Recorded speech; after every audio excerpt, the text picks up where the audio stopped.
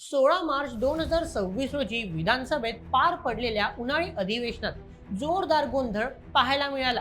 राष्ट्रवादी शरदचंद्र पवार पक्षाचे आमदार जितेंद्र आव्हाड यांच्या वक्तव्यानंतर काही काळ विधान भवनातील वातावरण चांगलेच तापले होते.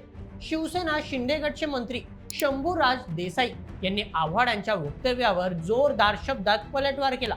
त्यांच्यावर इतिहास चुकीचा मांडत असल्याचा आरोप देखील लावण्यात आला. शेवटी आमदार जितेंद्र आव्हाड यांना माफी मागावी लागली. 16 मार्च 2026 रोजी राज्य सरकारने मांडलेल्या महाराष्ट्र धर्म स्वतंत्र विधेयक 2026 याच्या चर्चेदरम्यान हा वाद प्रतिवाद पाहायला मिळाला. या विधेयकावरून महाविकास आघाडीतील घटक पक्षांमध्ये देखील एकमत नसल्याचे समोर आले. तर आव्हाडांनी नेमका कोणता अजब दावा केला, कशामुळे शंभूराज देसाई एवढ्या मोठ्या प्रमाणात आक्रमक झाले, आव्हाडांना माफी का मागावी लागली, या सर्व प्रश्नांवर चर्चा करूया आणि विधान भवनात काल निर्माण झालेल्या तणावाबद्दल सगळं काही सविस्तर पद्धतीने जाणून घेऊया आजच्या या व्हिडिओमध्ये. आजच्या बातमीचे लेखक आहे मेहुल मराठे. तर मित्रांनो, सध्या राज्याचे उन्हाळी अधिवेशन विधान भवन मुंबई येथे सुरू आहे. या अधिवेशनात विविध मुद्द्यांवर चर्चा होत असते.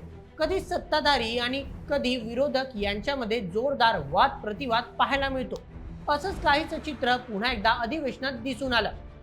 16 मार्च 2026 रोजी पार पडलेल्या सत्रादरम्यान राष्ट्रवादी शरदचंद्र पवार पक्षाचे आमदार जितेंद्र आव्हाड आणि शिवसेनेचे मंत्री शंभूराज देसाई यांच्यामध्ये जोरदार जुंपली होती. आता नुकतंच महाराष्ट्र सरकारने अधिवेशनात महाराष्ट्र राज्य धर्म स्वतंत्र विधेयक बिल 2026 मांडले आहे. सरकारने याचे उद्दिष्ट अगदी स्पष्ट ठेवले आहे. सरकारचे असे म्हणणे आहे की हे विधेयक कोणत्याही धर्माविरोधात नसून फक्त जबरदस्तीने किंवा कोणत्याही प्रकारचे आमिष दाखवून करण्यात येणाऱ्या चुकीच्या पद्धतीच्या धर्मांतरावर आळा बसवण्यासाठी आहे. या विधेयकावरच महाविकास आघाडीतील घटक पक्षांमध्ये देखील दुम्मत पाहायला मिळते. एकीकडे शिवसेना उद्धव बाळासाहेब ठाकरे गटाने या विधेयकाला पाठिंबा दिलाय, तर दुसरीकडे राष्ट्रवादी शरदचंद्र पवार पक्षाने मात्र या विधेयकाला विरोध दर्शवला आहे. अशातच आपल्या परखड भूमिकेसाठी प्रसिद्ध असणारे राष्ट्रवादी शरदचंद्र पवार पक्षाचे आमदार जितेंद्र आव्हाड यांनी या विधेयकावर टीका केली. ते म्हणाले की धर्म स्वातंत्र्य या नावाने बिल आणणे म्हणजे संविधानाला छेद देण्यासारखे आहे. धर्म स्वातंत्र्य या बिलाच्या हेतूला आमचा विरोध आहे. गौतम बुद्धांनी केलेले धर्मांतर हे पहिले धर्मांतरण आहे. मग बुद्ध, जैन आणि बसवेश्वर यांना देखील जेलमध्ये यावे लागेल का, असा प्रश्न देखील त्यांनी उपस्थित केला. या वक्तव्यामध्ये त्यांनी आपल्या मुलीचे देखील उदाहरण दिले.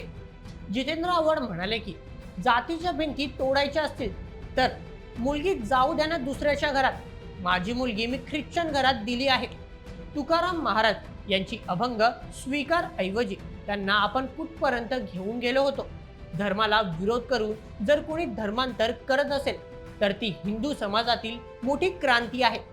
डॉक्टर बाबासाहेब आंबेडकर यांनी देखील आपल्या अनुयायांना धर्मांतर करण्याचा सल्ला दिला होता. बाबासाहेबांनीच जे संविधान लिहिले आहे त्याच्यामुळेच आज आपण आमदार म्हणून या विधान भवनात बसू शकतो, अशा शब्दात विरोध प्रदर्शित करत आव्हाडांनी सत्ताधारी आमदारांना उद्देशून जोरदार टीका केली. ते पुढे म्हणाले की जर एखादा मुलगा किंवा मुलगी संविधानिक पद्धतीने विवाह करत असतील तर त्यांना तुम्ही मारझोड करणार आहात का, असा प्रश्न त्यांनी उपस्थित केला. बिलाचे नाव धर्म स्वातंत्र्य म्हटले आहे, पण हे तर धर्म नियंत्रण आहे, असे देखील त्यांनी नमूद केले.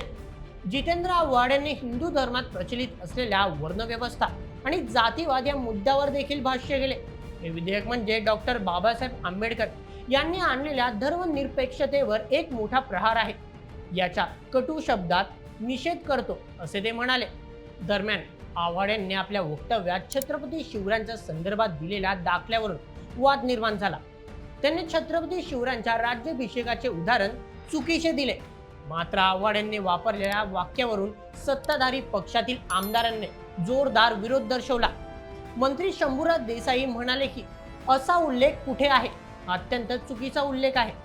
आमदार जितेंद्र आव्हाड यांनी या वक्तव्याबद्दल माफी मागावी. त्याचप्रमाणे आमदार योगेश सागर यांनी देखील आव्हाडांच्या वक्तव्याला विरोध केला. त्यानंतर भाजप आमदारांनी वेलमध्ये उतरून आमदार जितेंद्र आव्हाड यांनी माफी मागावी अशी मागणी केली. या संपूर्ण प्रकरणामुळे गोंधळ निर्माण झाला होता. त्यामुळे सभागृहाची बैठक 10 मिनिटांनी थांबवण्यात आली होती। यावर विधानसभा अध्यक्षांनी देखील जितेंद्र आव्हाड यांना माफी मागण्याचे आदेश दिले। लोकसभा अध्यक्ष राहुल नार्वेकर म्हणाले की छत्रपती शिवराय हे महाराष्ट्राचे आराध्य दैवत आहे। त्या प्रकरणावर अशा पद्धतीने कोणताही पुरावा नसताना भाष्य करणे हे राज्यातील जनतेच्या भावना दुखावणारे आहे। त्यामुळे आव्हाड यांनी आपल्या वक्तव्यावर माफी मागावी। शेवटी आमदार जितेंद्र आव्हाड यांनी या संपूर्ण प्रकरणावर माफी मागितली।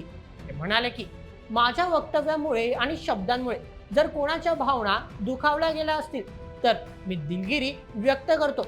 अशा पद्धतीने आव्हाड यांनी आपल्या वक्तव्याची सारवासारव करण्याचा प्रयत्न केला। पण विधान भवनात निर्माण झालेला हा गोंधळ संपूर्ण राज्याचं लक्ष वेधून घेण्याचे कारण बनला हे मात्र नक्की। मित्रांनो, ते वक्तव्य काय होतं हे समोर तर आलं नाही। नक्कीच ते कॉन्ट्रोवर्शियल होतं, म्हणून हे बातमीमध्ये आम्ही सुद्धा तुम्हाला दाखवू शकत नाही। परंतु या संपूर्ण प्रकरणावर तुमचे काय मत? तुम्हाला काय वाटतं? जो कायदा धर्म स्वातंत्र्याच्या नावाने आणला आहे तो बरोबर आहे की चुकीचा? तुमचे मत आम्हाला कमेंटमध्ये नक्की सांगा आणि अशाच व्हिडिओसाठी सबस्क्राईब करा बोल एमएच या आपल्या यूट्यूब चॅनलला। धन्यवाद।